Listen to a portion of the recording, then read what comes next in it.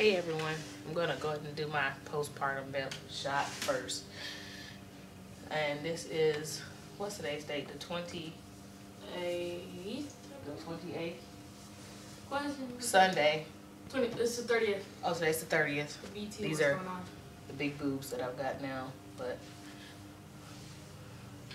had the baby on Wednesday. It is now Sunday. So that is what I look like. And yes, I took my braids out yesterday on Saturday. My scalp was so dry and so itchy. I just really wanted to get in there and comb it and moisturize it and things like that. And this is, I just showed you, I have no support anything on. I just have on some leggings and some very loose fitted clothes, so I'm able to breastfeed and able to move around the house a bit. So this is gonna be my labor and delivery. Let me put some gloves on, or some chapstick. I did one, but it was so chaotic and I was all over the place, so I'm redoing it. I weigh 178 now, so I'm down 14 pounds within the first few days, but that's, of course, I came down 12 pounds the next day, so I've lost an additional 2 pounds.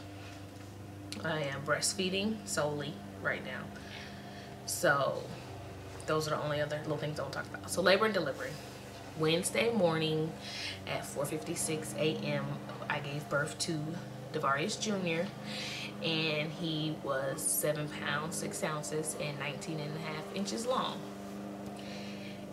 My complete labor was, what is it, from 2:10 to 4:56. So that's 2 hours and like 45 minutes or something like that. So my complete labor was less than 3 hours. My complete active labor was 1 hour. There was no water. There was no lay on the bed and pull your knees back. It wasn't. I actually gave birth to him because I was leaning on, I have the couch in my room. I was leaning on it with my chest, my upper chest. Was leaning on the couch like this because I was rocking out some contractions, and I was on my knees. You know, my knees were on the floor, and I lifted one knee, so I was on the one knee in like in the prayer, like in the, you know, and that I can't really, I don't know what the name of the position is, but I was like that, one knee up, and I pushed him out. I pushed 3 to 4 times, and the baby was out. Like, that's how fast it went. And this is the very first time that I actually had my water break. My water broke, and in the next 5 minutes, I had the baby. So the midwife was not here. Yeah, the midwife wasn't here. Why is my thing blinking like that? I don't know what that means. Is it on low battery? No, I don't know what that means. Anyway. Yeah, she didn't make it, but she was on the phone the whole time. And the thing was, I didn't expect her to be here. She didn't expect to be here because my labors average about 6 hours. So for me to have a labor that was less than 3 completely, you know, threw us off. And I didn't call her at 2 o'clock in the morning because at 2 o'clock when my contractions started, like 2:10, when they started, I stayed asleep on purpose. Excuse me. I didn't want to be excited. Thank you. I didn't want to be excited, and then it was just, you know, Braxton Hicks, because I'd already been contracting basically the week. Like I was saying, my camera cut off. I had already been contracting like 4 days prior, so I already knew the baby was coming. So in addition to that, I took castor oil for 2 days because I was like, okay, let me make sure my system is clear, and also know that castor oil normally helps me to go ahead and get things kick-started. So from 2:10 to about 3:50-ish, I stayed in the bed.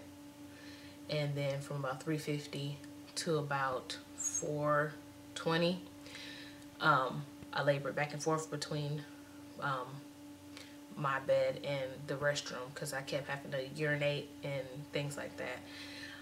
So I kept going back and forth, and then because I like to just, and I just sat there at the toilet for a good 10 minutes of that time because it just helped relieve some of the pressure, because it's like I was sitting down, so I don't know, it just helped a little bit. So I was rocking on the toilet, And then around 4:25, I came out, because that's when I was calling the midwife, telling her what was going on. Yeah. So I labored at the couch for about 30 minutes.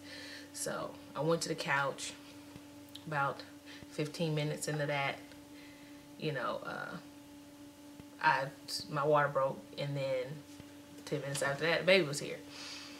My husband did catch the baby, of course, because he had to, because no one else was here. So once I let him know that the baby was coming, I mean, the midwife was on the phone the whole time. She was on the phone from about 4:20. When I came back out here to labor on my couch, you know, like, you know, in a prayer position, that's what I was gonna call it, because it's kind of like I was on my knees and I was just kind of like, you know, laying down like that. So I was on the phone with her from then, because I told her, I was like, yeah, you need to go ahead and come here. And while I was on the phone with her, my water broke, and that's when I told my husband, and he was like, all right, well, she ain't here yet. And I'm like, yeah, well, this baby's about to come. I feel the urge to push, and I have the burn, like, you know, when the baby enters the canal, and, you know, you can feel the pop and a drop, and then you'll feel this going like this to go around the head. So when this does that, that burns. So I was feeling that burn, ring of fire. And I know that feeling. I've had that feeling 3 times. I'm like, okay, this baby is coming. I feel the burn. And so I was like, you got to come get the baby. So he looks down and he's like, oh man, the head. And so he had no choice. Like I said, about 3 to 4 pushes, the baby was out. He screamed loud. Not like screamed like he was scared, but he has some good lungs. He's very loud. So with that story there alone, I enjoyed my home birth. Although it wasn't the one that I planned and the one that I wanted, it was the one that I got, and it's the one that I'm grateful for. Because even during my husband was asleep for maybe the first 2 hours. That last 45 minutes is when he was up and, you know, roundabout trying to get stuff ready. And then, because I really didn't wake him up, I was like, the baby's going to be here. You know, I was really just giving everyone time to still rest until I needed them. And I actually didn't really need anyone until it was time for me to push the baby out.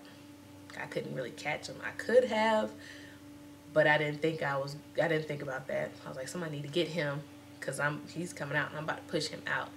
So with that, like I said, I'm happy with the birth that I had. I was praying, I was praising you know, internally, and because I'm not one that, when I pray silently.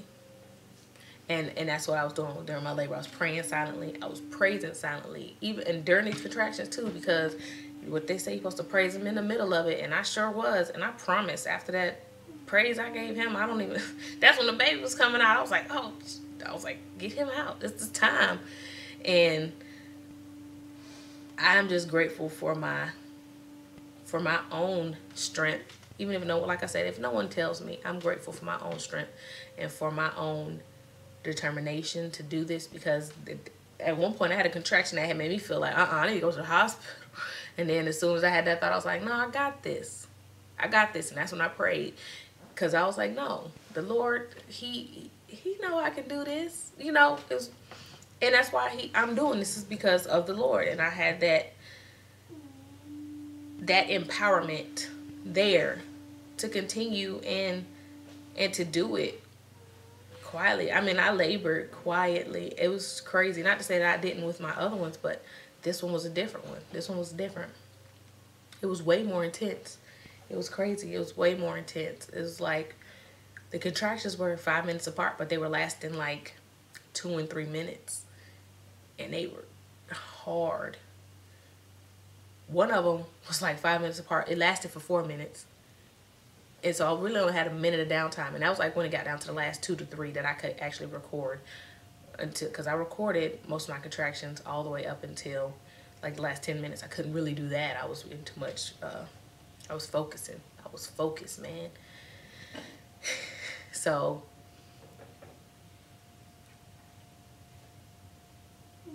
I am, with this birth, I feel I've completed all the things that I wanted to with my childbirthing experiences. Even though I didn't get the water birth, that would have been cool. But the fact that I avidly made a choice and I stuck to it and I did it because I wanted to, and I did it great.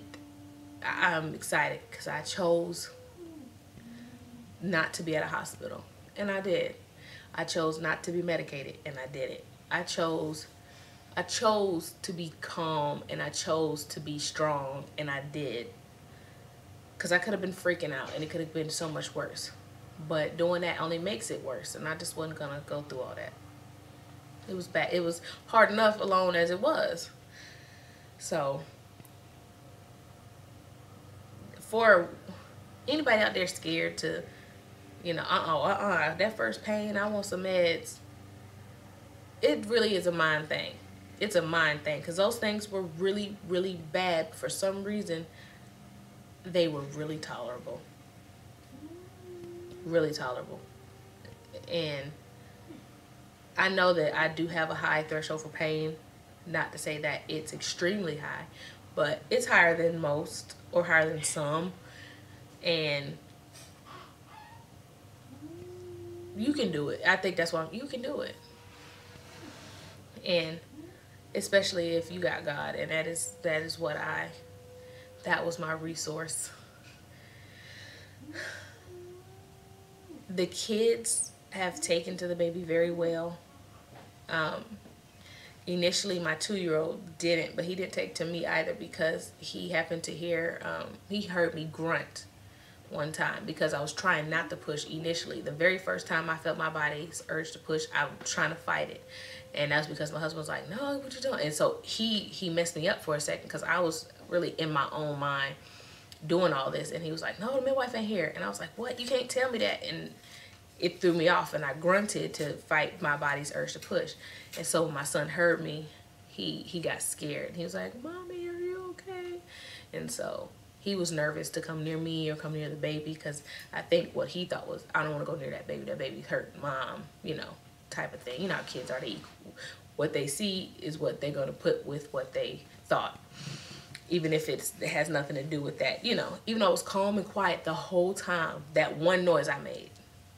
But that's why you got, telling you, stay calm and go with your body and go with your gut. And that's exactly what I did. And this is where we at.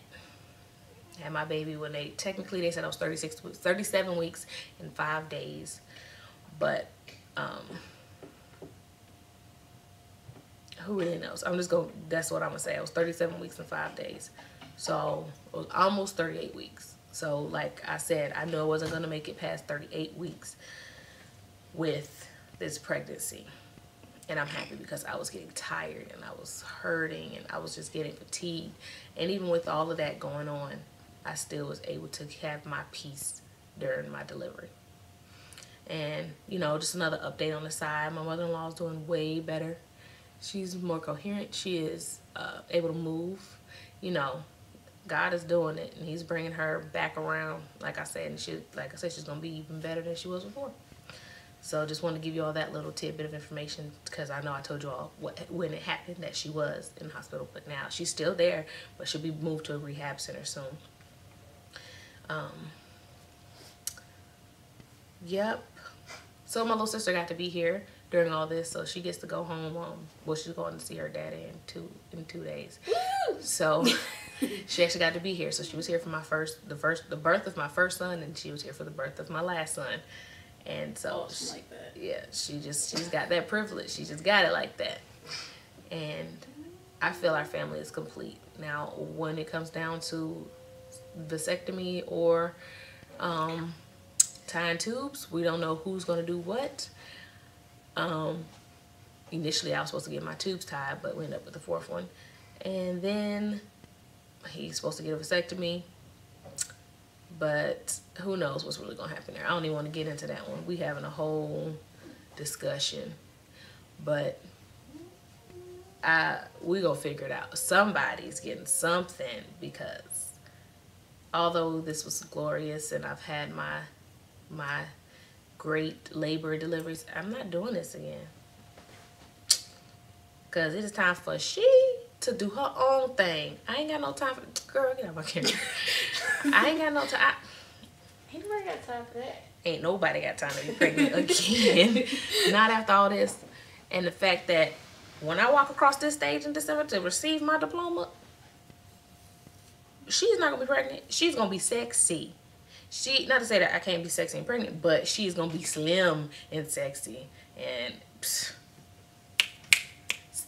I'm just going to be, I'm going to be too fine. And I'm ready. Too cool for school. Because I'm finished.